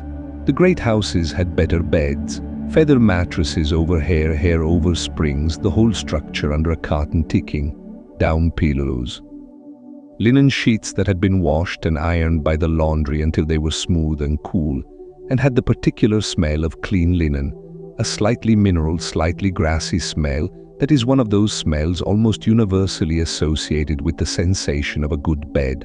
The Victorian ritual of preparing for bed was, in most households, a more elaborate affair than its modern equivalent. Not because the Victorians were especially complicated in their personal hygiene, but because the infrastructure to support a modern quick shower and bed did not exist, and what existed instead was a system of basins and ewers and soap and towels and warming pans and nightclothes and the careful management of limited hot water. In a middle-class household, the evening toilet, the washing and preparation for bed, typically took place in the bedroom at the washstand. The Victorian washstand is a piece of furniture that has entirely disappeared from modern domestic life, but that was, for most of the 19th century, as essential a part of the bedroom as the bed itself. It was typically a marble-top table with a splashback behind, designed to hold a large basin and ewer, the jug of water used to fill the basin. Below the washstand on a lower shelf, there was usually a smaller basin for teeth cleaning, a soap dish, and a toothbrush holder. Before bed, the servant, or in a working-class household, the person themselves, would fill the ewer with warm water from the range and carry it upstairs. Bathing in the modern sense, full immersion in a tub of water, was a weekly or twice-weekly event in most households, not a daily one. The daily ablution was the wash at the washstand, face, neck, hands, and whatever else you could manage with a basin of warm water, a flannel, and some soap. Victorian soap in a respectable household was good soap. Pear's transparent soap, which was introduced in the 1780s and was still very much in production and use in the Victorian period, had a particular amber translucency and a smell that mixed glycerin and turpentine and something very faintly floral, and using it in warm water produced a lather that people who grew up with it simply associated with the feeling of being clean. Wright's coal tar soap, Castile soap, carbolic soap, these were the staples of the Victorian washstand, each with its particular smell and texture. The nightgown was the universal sleeping garment of the Victorian era for both men and women. For women, it was typically a long garment of white cotton or flannel with long sleeves and a high neck, sometimes embroidered at collar and cuffs. For men, a similar shape, usually in white cotton, the nightshirt reaching to the knee or lower. Nightcaps, the soft cotton cap worn to retain head warmth, were increasingly optional by the 1870s and 1880s, having been more universal in earlier decades, but were still worn by older people and in households where the bedroom was cold. Getting into a Victorian bed on a winter evening once the fire had been allowed to die down and the windows cracked and the hot water bottle placed was a sensory experience quite different from its modern equivalent. The weight of the blankets, 3 or 4 wool blankets plus a quilt or counterpane on top, it was substantial. The sheets were cool initially. The hot water bottle had warmed the center of the bed, but the edges were cold, and the process of warming the bed with your own body was a slow one. You pulled the blankets close. You moved carefully, finding the warmth that the hot water bottle had left and staying near it. Over perhaps 15 or 20 minutes, the pocket of warmth around you expanded and deepened, and the cool edges of the bed became warm edges, and then it was warm everywhere, and the weight of the blankets was simply the weight of warmth, pressing down in the most comforting way. This is the experience that the Victorians who wrote about sleep sometimes tried to describe. Not the sleep itself, the sleep they rarely described, because you are not conscious of it, but the approach to sleep, the gradual subsiding of awareness, the deepening quiet. Clara, in her bedroom in Kensington on the Thursday night we have been following, lies in her bed and listens to the rain. The fire is out. The windows are cracked to the February night, and through them comes cold air and the smell of rain and the very faint distant sound of a train. She is warm. She holds the blankets close. She thinks for a few minutes about Dorothea Brooke and about a dinner party next week and about Louis's persistent cough that has been going on now for 10 days and probably needs the doctor. She thinks about a letter she owes her mother. Then she is not thinking about anything. Then she is asleep. Dreams and the Victorian unconscious. Meanwhile, in another quiet corner of history, let us consider what happened after the candles went out. The Victorians had an extensive, complicated, and somewhat anxious relationship with dreams. This is not particularly surprising when you consider that they lived in the era immediately preceding Freud, in an intellectual culture that was beginning to ask serious questions about the nature of consciousness and the unconscious mind, but that did not yet have a systematic framework for thinking about those questions. The Victorians knew from their own experience that the dreaming mind was strange. They knew that it produced images and narratives that bore complex relationships to waking life, that it could resurface fears and desires that the waking mind suppressed, that it sometimes seemed to offer genuine insight and at other times delivered pure nonsense. What they did not have was a way to think about this systematically. So they approached it from multiple angles simultaneously: medical, theological, literary, superstitious. And the result was a Victorian discourse on dreams that is, from our perspective, fascinatingly tangled. The medical perspective, as represented by the physiological psychology that was developing in the mid to late Victorian period, tended to explain dreams as the more or less random activity of a brain that continued its processes during sleep, but without the organizing presence of full consciousness. Dreams in this view were the result of sensory stimuli, a stomach ache, a change in temperature, a sound from outside triggering mental activity that the sleeping brain without the direction of the will could not properly organize. The result was the characteristic surreality of the dream, coherent in the moment, fragmentary and strange in retrospect. The theological perspective was more varied. The older traditions of dream interpretation, the idea of the dream as a possible channel for divine communication, rooted in biblical precedent and a long tradition of Christian dream interpretation, was still present in Victorian culture, particularly in evangelical and nonconformist circles. But they were in tension with a more secular empiricist perspective that wanted to demystify the dream and explain it entirely in physiological terms. The superstitious and folk tradition around dreams was enormously rich. Victorian dream books, cheaply printed pocket volumes listing the meanings of common dream images, the kind of publication that you could buy at any bookstall for a penny or tuppence, sold in enormous quantities. Dream a river change is coming. Dream of teeth falling out, anxiety or loss. Dream of flying, freedom from constraint. These interpretive frameworks had no scientific foundation, and the educated Victorian knew this, but they persisted because they served a human need, the need to find a meaning in the strange theater of the sleeping mind. The literary Victorians were perhaps the most openly fascinated. Dickens, who was a famously vivid dreamer and who returned to the imagery of dreams in his fiction repeatedly, was sufficiently interested in the phenomenon that he visited demonstrations of mesmerism and attended seances, not from credulity exactly, but from a genuine wish to understand the borderlands of consciousness. Charlotte Bronte's fiction is full of dreams and their blurring into waking life.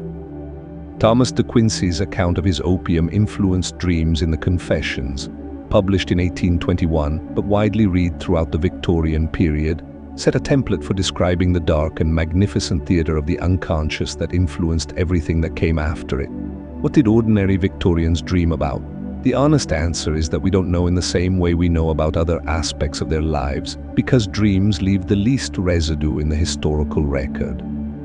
Some diaries include dream accounts, but they are the diaries of people who found their dreams sufficiently interesting to record, which may not be representative. Letters occasionally mention memorable dreams. The medical literature includes case histories that describe the dreams of patients, filtered through the physician's interpretive framework. But we can infer some things. They dreamed about work, almost certainly. The working day pressed so heavily and so regularly on the Victorian mind that its imagery must have permeated the sleep. Thomas, the compositor, probably dreamed sometimes of type, the small metal letters in their cases, the composing stick, the long galleys of set text. His hands knew the work so well that it might recur in sleep as muscle memory, as the dream repetition of something done 10,000 times before. Agnes almost certainly dreamed about the children, as all parents of young children do, the specific anxiety dreams in which a child is lost or in danger or unreachable, from which you wake with a heart already racing. Mrs. Patterson, perhaps, dreamed about earlier houses, earlier households. The great Belgravia house of her 13-year-old scullery-maid self, those cold mornings of slate floors and high stone sinks and the exhausted satisfaction of work done. And they dreamed about things that had nothing to do with their waking lives. Strange landscapes, people they didn't recognize, rooms that kept extending into other rooms, the particular dream logic of a mind released from the demands of waking sense.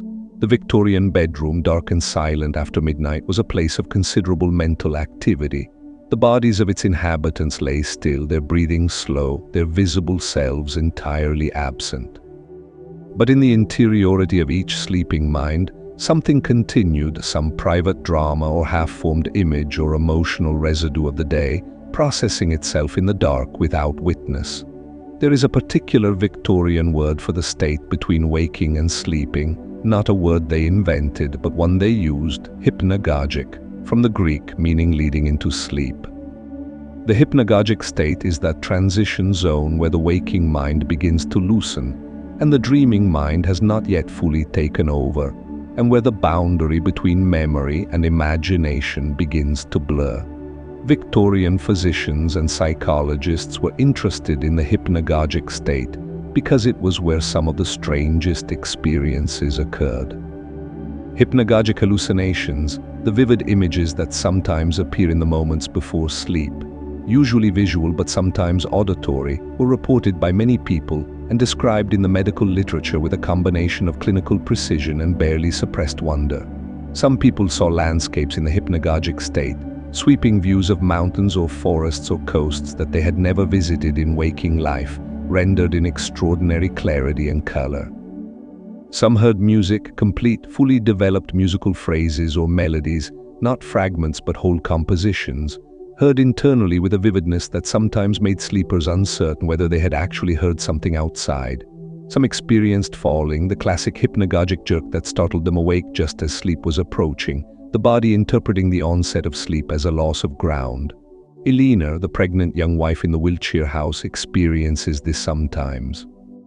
She is a light sleeper in her first trimester, the nausea and the strangeness of her own body keeping her on the edge of wakefulness even when she is tired. In the hypnagogic state, she sees sometimes a garden that she doesn't recognize, a walled garden with old fruit trees trained against the stone in blossom. Nothing happens in the garden, she simply sees it, and then she is asleep. The Victorian culture of the night was also, in its own way, deeply conscious of the relationship between sleep and death. The Victorians were much more directly acquainted with death than we typically are now. Death occurred at home, in beds attended by family, and the dead body was kept in the house for several days before burial in a room that had been darkened and prepared. The vocabulary of sleep and death intertwined easily in Victorian culture. The sleep of death, the last rest, the bedroom as the room where both the deepest sleep and the final surrender occurred. Victorian children were taught prayers that acknowledged the proximity of these two states. Now I lay me down to sleep, I pray the Lord my soul to keep. This was not morbid exactly, or rather it was morbid in the sense that the Victorians were morbid, which is to say, it was a natural and unsentimental acknowledgement of a reality that they lived with more directly than most modern people do. The bedroom at night was a place of safety and also a place of vulnerability. You were in sleep as unguarded as you would ever be. The night was long and the body was mortal and the morning was not guaranteed. And yet in most Victorian beds on most Victorian nights morning came. The fire was coaxed back from the embers. The kettle was put on. The children's voices started up in their bedroom. The birds in the garden or on the window ledge announced the day. The night was over. A new day had begun. Night in the Victorian city, its streets and sounds, and as the night deepens into its quietest hour, let us go back to the streets. The streets of London at 3 in the morning. There is a particular quality of the city at 3 in the morning that is unlike any other hour. The evening people have gone home or gone to sleep. The morning people have not yet begun. For an hour or two, from perhaps 2 to 4, the city is as close to empty as it will ever be. Not truly empty, of course. Not ever truly empty, but at its lowest ebb. The gas lamps are still burning. The lamplighter won't come to put them out until dawn begins, and so they burn on through the small hours, casting their pools of amber light onto streets that are, for once, largely unoccupied. The wet cobblestones gleam. The gutters run with the water from the night's rain. The sound of the city is reduced to its lowest register. The distant, intermittent sound of horses, the very faint mechanical heartbeat of the pumping stations on the Thames, the occasional clatter of a night soil cart moving through the emptier streets on its least popular of all municipal functions. The Thames itself, at 3 in the morning, is a different river than it is at noon. By day, the Thames at London Bridge was an almost incomprehensible density of traffic, the great river highway of England's greatest city, crowded with barges and lighters and steamboats and wherries, and the long, low shapes of colliers coming up from the northern coalfields. The noise of it, the smell of it, coal smoke and river mud and the sharp salt smell that came in with the tide, was the defining sensory experience of Victorian London from the water. At 3 in the morning, most of that traffic was still. The barges were tied up at their wharves, dark shapes on the dark water moving slightly with the tide, their ropes creaking softly at the bollards. The lights on the bridge reflected in the water long amber streaks distorted by the slow current. The river's smell was still there, it was always there, but without the noise of the day traffic it was more noticeable, more present, the fundamental smell of the city's working life. There were people on the water even now. The Thames watermen who worked the night tides were among the night's essential figures. They moved in their small boats between the larger vessels, carrying messages, delivering small cargoes, performing the maintenance of the river economy that couldn't wait for morning. They moved in the dark with a profound comfort, the men who had grown up on the river and knew it the way Thomas knew his type cases, by a knowledge in the hands and eyes that went deeper than thought. On the embankment, which had been constructed in the 1860s, as part of the great Victorian project of enclosing the Thames and building the new underground sewers beneath it, the night was very quiet. The embankment was a triumph of Victorian civil engineering, wide, clean, gas-lit, flanked by the plane trees that were already growing well, and at night it was deserted except for the occasional figure moving along it. A policeman on his beat, walking with the slow, measured pace of a man covering distance he will cover again in 45 minutes. A person moving quickly, head down. Someone sitting on a bench, not sleeping exactly, but resting in the way that people rest when they don't have anywhere to go. The policeman notices the person on the bench, notes them, moves on. The person on the bench becomes smaller behind him as he walks, and then is absorbed into the general darkness between lamp posts. Victorian London had a police force that was, by 1880, a well-established institution. The Metropolitan Police had been founded by Robert Peel in 1829, and in the 50 years since its founding it had grown from a force of 3,000 to one of over 13,000 officers covering the whole of the London metropolitan area. By night, the city was divided into beats, predetermined routes that each constable walked repeatedly through his shift, covering the same streets again and again, in a rhythm designed to ensure that every point in his territory was visited roughly every 30 to 45 minutes. The beat constable was one of the most characteristic figures of the Victorian night street. He walked alone in his dark blue uniform and hard hat, with his lantern and his truncheon, and by the 1880s, a whistle for summoning assistance. He was instructed to be observant, to notice people and premises that seemed out of order, to identify those who were behaving suspiciously, to maintain by his presence the feeling of order and safety that was the stated aim of the Metropolitan Police. He was also, by the end of a long night shift, very tired. The night shift ran from 9 in the evening to 6 in the morning, 9 hours of walking the same streets in all weathers, and in the deepest hours of the night, 2, 3, 4, the effort of maintaining vigilance against the body's desire for sleep was a real one. The beat constable in those hours often moved on autopilot, his feet covering the familiar route while his mind moved at a slower pace, registering the expected and unremarkable without full attention. Occasionally something happened. A fight outside a public house, a cry from a house, a figure who moved in a way that prompted the constable to follow and observe. The great Victorian crimes, the murders, the burglaries, the fraud, were in the background of the night, not the foreground. Most nights were quiet, most beats were uneventful. The constable walked his streets and the streets were quiet, and at 6 o'clock in the morning he was relieved and he went home and slept through the morning while the city went on without him. The Victorian city also had, at night, a substantial world of entertainment and commerce that operated specifically in the after-dark hours. The public houses closed at midnight, or at 11 in some areas. The licensing laws of the Victorian period set specific closing times that varied by district and were a source of ongoing political dispute between temperance advocates and those who enjoyed having a drink after work. Before closing, the public houses were the social centers of the working class evening, warm and bright and loud with conversation and laughter and the occasional fight. But there were other establishments.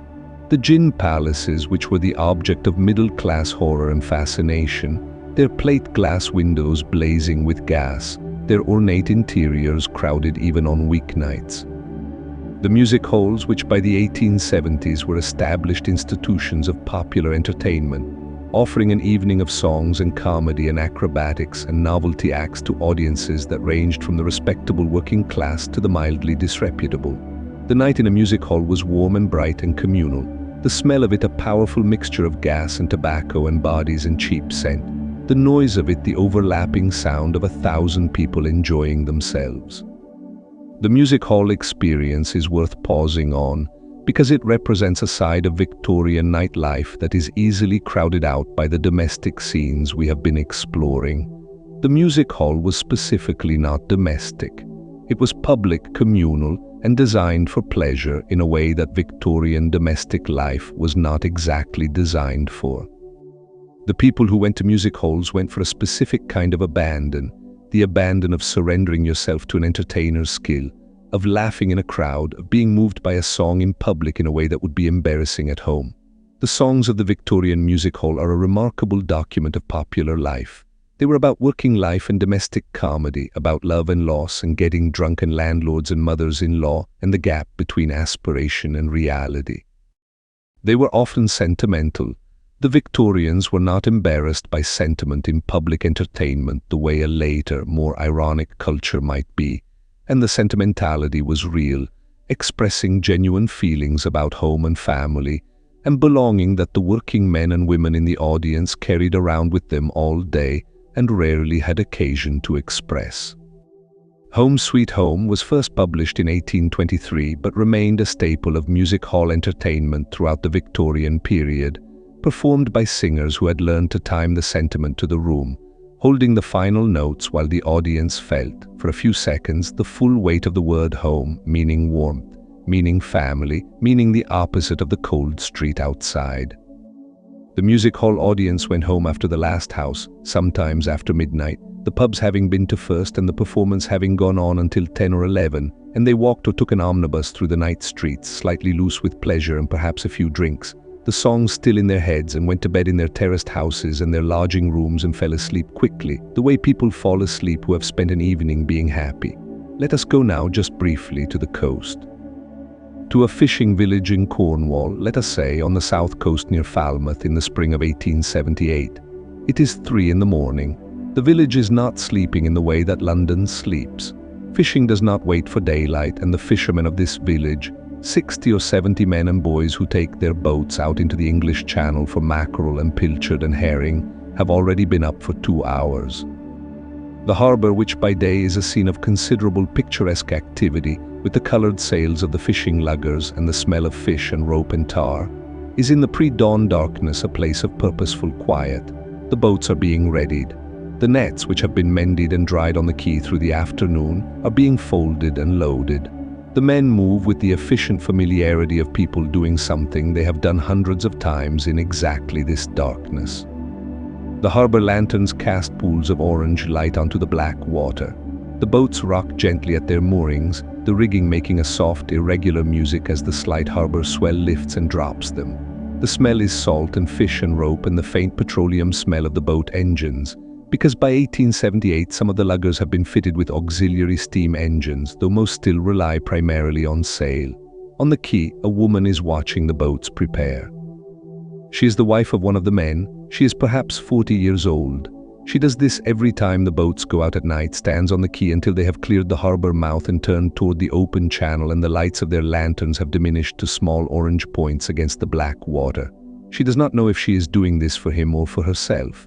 She has been doing it for 20 years. The boats go, the lights diminish, the harbour settles back into quiet. She stands for another few minutes on the cold quay, the salt wind pressing her shawl against her body.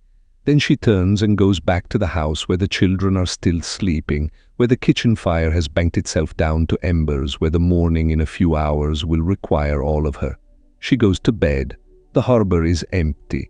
The sea goes on as it always does without witness. The Victorian night, illness, confinement and vigil, and as the night deepens still further, let us consider one more dimension of the Victorian night that we have not yet approached directly. The night of the sick room, because illness in Victorian England was not managed the way illness is managed now. There were no hospitals in the modern sense for most of the population, or rather there were hospitals, but they were places you went only in extremity, only if you were very poor and had no one to care for you at home. For the vast majority of Victorians, illness happened at home, in your own bed or in a room prepared for the purpose, and the care of the sick was a domestic task carried out by the women of the household with whatever medical guidance was available. A Victorian sick room had a particular character that everyone of the era would have recognized, because most people had spent time in one at some point, as patient or as nurse or simply as family member doing their anxious waiting in the corridor. The smell was distinctive: camphor, which was used as a medicinal inhalant and placed in small sachets around the room; vinegar, which was believed to purify the air; the slightly sweet, slightly medicinal smell of whatever proprietary remedy the doctor had prescribed, made up at the chemist's and kept in a bottle on the bedside table. Beneath all of this, the smell of a person who has been in bed for some time, not unpleasant exactly, but distinct, the smell of an altered body. The light in a sick room was carefully managed. Bright light was generally avoided. It was tiring for the patient and believed to impede recovery. The curtains were drawn during the day to filter the light to a soft dimness, and at night a single lamp or candle provided what was needed without disturbing sleep. The effect was permanent twilight, a room suspended between day and night in a way that matched the patient's own suspension between their normal life and some uncertain outcome. The sound of a sick room was mostly quiet, punctuated by the sounds of illness, coughing, labored breathing, occasionally delirium. And the sounds of care, the soft movement of the nurse or attendant in the room, the gentle sound of water being poured from a ewer into a basin, the creak of a chair as someone shifted their weight in the long vigil of the night, because someone was almost always awake. The Victorian night vigil by the sick, particularly the seriously sick, the one who might turn for better or worse in the night hours, was conducted by a rotating cast of family members and, in better households, by a professional monthly nurse. The monthly nurse, so called because she was engaged for a month at a time, in cases of childbirth or serious illness, was a figure somewhere between a domestic servant and a medical practitioner, trained by apprenticeship rather than formal education, possessed of a practical knowledge of sick room management that the middle-class family hired her specifically to provide.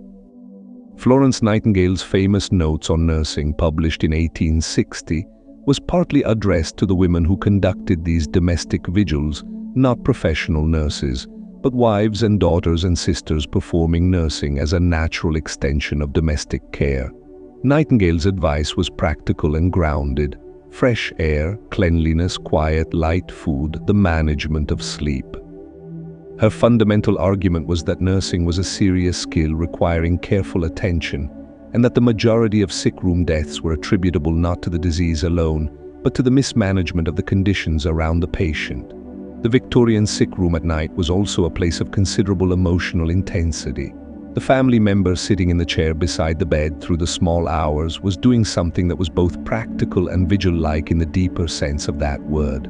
They were present. They were watching over. They were holding, in some hard-to-define way, the thread of connection between the sick person and the world, against the possibility that the sick person might lose their hold on it. This kind of presence, the presence of simply being there awake, watching through the hours when the rest of the world is sleeping, is one of the most ancient human activities. It predates nursing as a profession, predates medicine as a discipline. It is what people have done for other people since there have been people, sat with them in the dark and watched. Agnes sat with George, her 6-year-old, through a night in March of 1877 when he had croup. Croup, an infection of the upper airway causing the characteristic harsh, barking cough and the terrifying sound of labored breathing, was a common and frightening illness of Victorian childhood. It was not usually fatal in an otherwise healthy child, but in the night when the cough was worst and the breathing most difficult, it sounded like something that could be, and Agnes sat beside the small bed in the children's room with her hand on his chest, feeling the effort of each breath, and did not sleep. Thomas slept in the kitchen. She had sent him there because his presence in the children's room would only wake May, who was asleep in her own small bed in the corner. Agnes sat alone. She had a lamp on the chair beside her, its wick turned very low so that the room was barely lit enough to see George's face, which was flushed and shining with perspiration, his small chest working visibly under the blankets. She kept a basin of hot water on the floor beside the bed, adding drops of camphor oil to it, and occasionally she leaned George forward and held him over the steam. It helped sometimes it seemed to do nothing. Around 2 in the morning the cough loosened slightly. His breathing became less strained. She felt the tension in his chest muscles ease under her hand. He slept more deeply. She sat and watched him sleep, her hand still on his chest, rising and falling with him. By 4 in the morning she was sure he had turned. His forehead, when she touched it, was still warm but no longer alarming. His breathing was steady and even. She sat for another hour anyway, because you did not leave when you had sat this long, because the hours you had put in made the departure feel dangerous, as if your presence had been the thing keeping him here and your absence might undo it. At 5 she went to the kitchen and made tea. Thomas was there, awake already or woken by the sound of her on the stairs. She told him George was better. He nodded and said nothing for a moment, and then took the tea she gave him and drank it. At 6 she went back and looked at George again. He was sleeping peacefully, his color better, his breathing quiet. May was awake in her corner, sitting up and looking at her with the wide, uncomplicated assessment of a 3-year-old. "Geordie poorly," said May. "Not anymore," said Agnes. "George is better." The morning light was coming through the curtain. Outside, the street sounds were beginning, the milk cart, someone's door, the distant sound of hooves on cobblestone. The day was starting without them, which it always did. Agnes pulled the curtain back an inch to let in the light. The long night of winter's solstice and the darkness, and as the night deepens into its final hours, let us consider one last thing: the deep winter night. The winter solstice in Victorian England was not a major celebration in the way it had been in earlier centuries, and has become again in a different form in recent decades. Christmas was the great winter festival, and Christmas by the Victorian era had been substantially reinvented into the form most of us still recognize. The tree, the cards, the gifts, the emphasis on family and generosity. Much of this codified or popularized in the 1840s and 1850s. The solstice itself, the astronomical turning point, passed without particular ceremony. But the experience of midwinter darkness was a reality that shaped the entire rhythm of Victorian life in ways that the calendar did not particularly acknowledge. In London, on the shortest day of the year, December 21 or 22, the sun rose at approximately 8 in the morning and set at just after 3 in the afternoon. 7 hours of daylight in theory. In practice, given the cold smoke that lay over the city like a permanent low ceiling from October to March, the daylight was often of such limited quality that the gas lamps in the streets were kept burning through the middle of the day. The Victorians had a word for this: fog, which in its Victorian London variety was not the clean white sea fog of the coast, but a compound of moisture and cold smoke that turned the air a yellow-brown, reduced visibility to sometimes a few yards, and deposited a thin, grimy film on every surface it touched. Pea soup fog, they called the worst of it. And it was a genuine feature of Victorian London winters, not an occasional event but a recurring condition of life, sometimes lasting for days, reducing the city to a world of muffled sound and limited visibility, and a pervasive smell of sulphur that caught in the throat.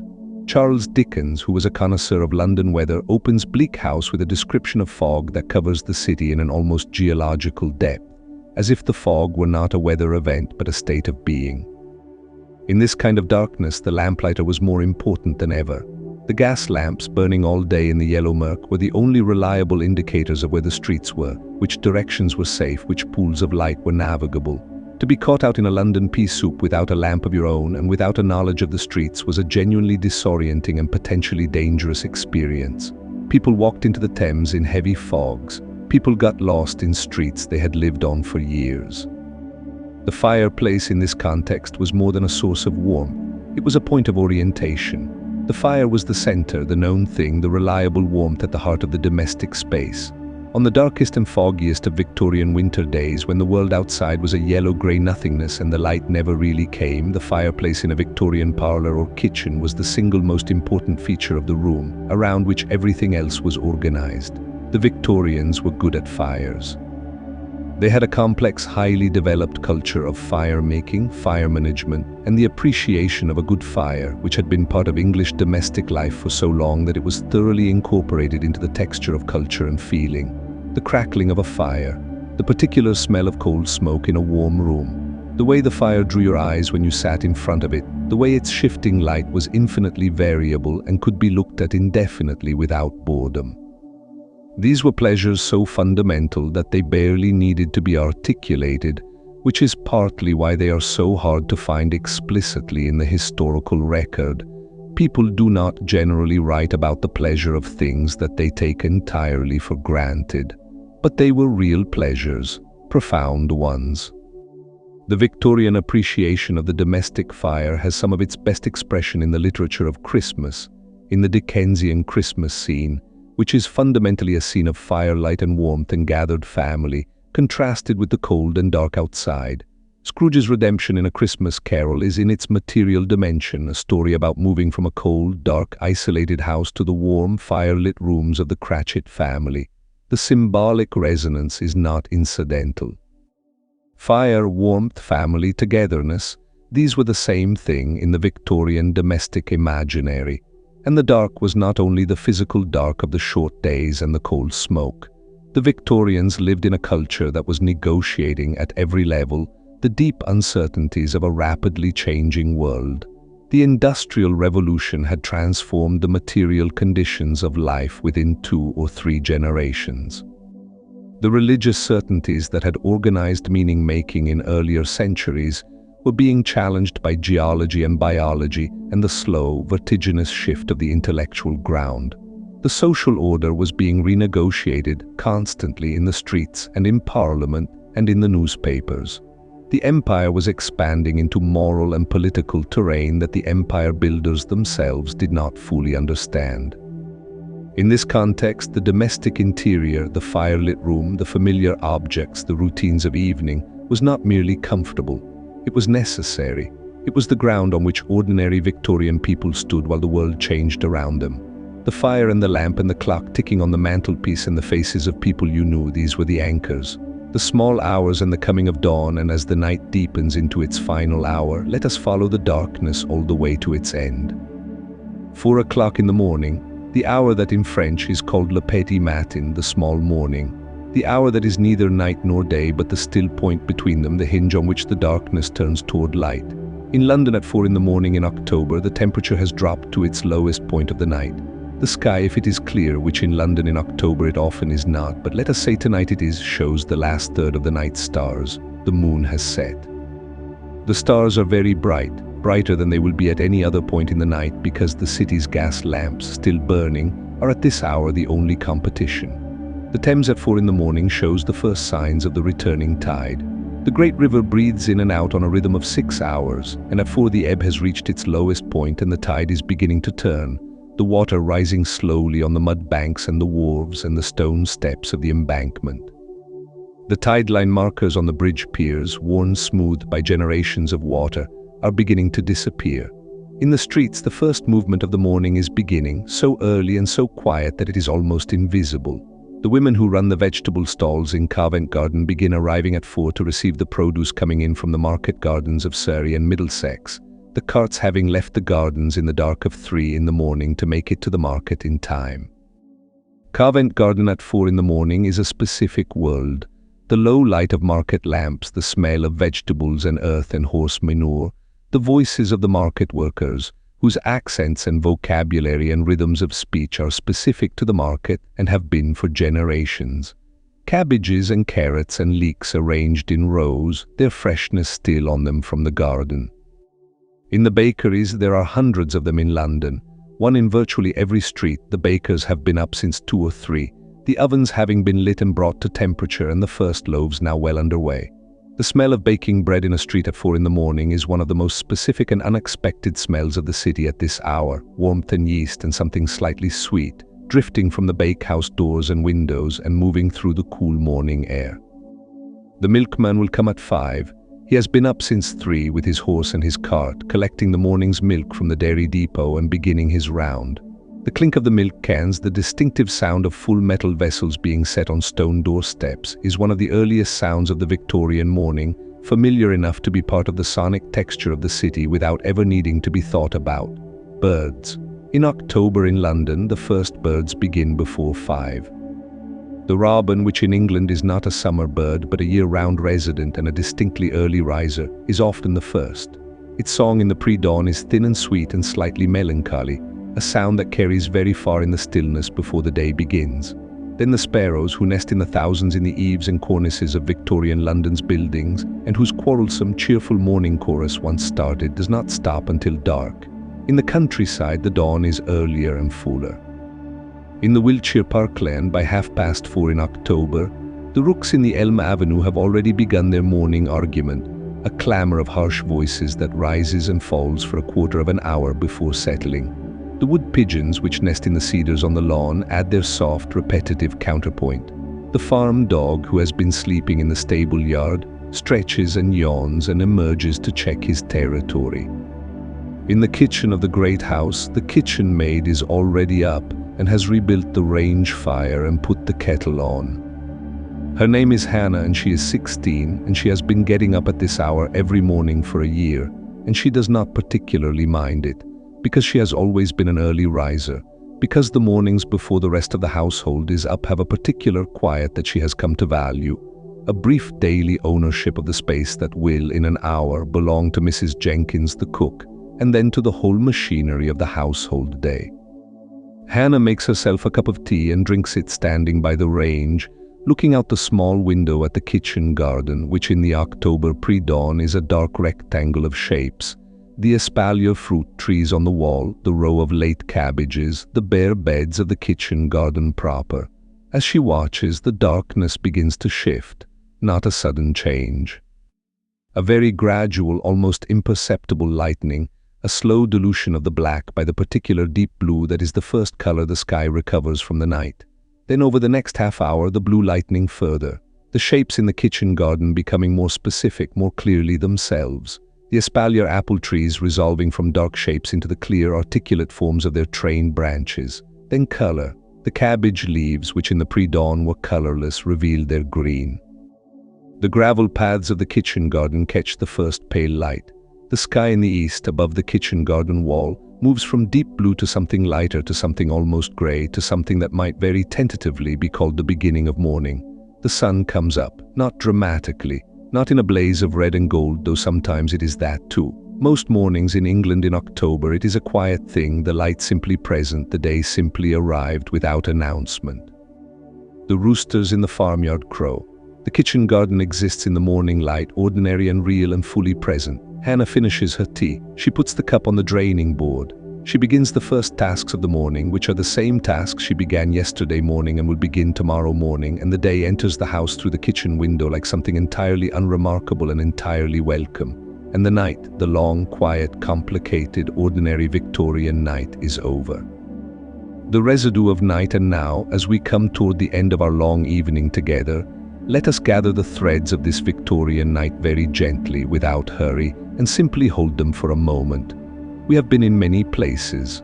We have been in the kitchen of Thomas and Agnes, where the stove was warm and the children were asking questions and the rain was tapping at the window.